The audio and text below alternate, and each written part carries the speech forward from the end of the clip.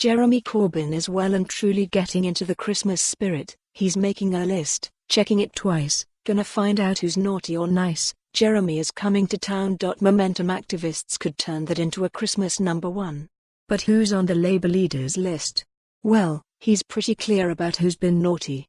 Indeed, he revels in pointing the finger at bad bosses, fat cats, bankers, hedge funds, polluters, privatisers, Tories, obviously, and of course, billionaires.Corbyn sees billionaires everywhere. He claims they wrote the Tory manifesto, and that they paid for it. This seems like a poor deal, but Corbyn knows what he's talking about. The other side of Father Corbyn's list is also pretty clear: nurses, teachers, factory workers, students and, as of yesterday, rail commuters.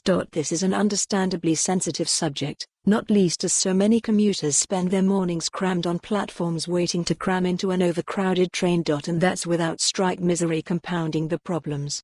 You may pay thousands of pounds a year to endure this journey into the capital, and if, having been carried along by the throng, you stumble out of Waterloo station to find a Labour activist promising to cut your rail fare by a third, you may very well consider it a tempting offer. However, beware of politicians promising a stocking full of freebies.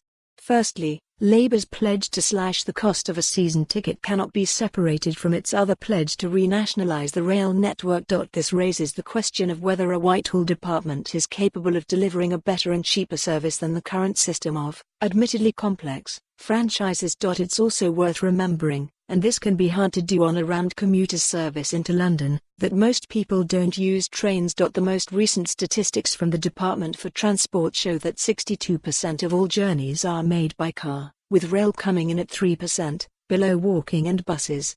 Just 11% of people commute to work by train, with nearly 70% of people relying on their car. This matters because Labour says it will pay for a fare cut by cashing in on the amount raised by vehicle excise duty, currently around £6.5 billion a year. The Tories have earmarked this pot for road improvements.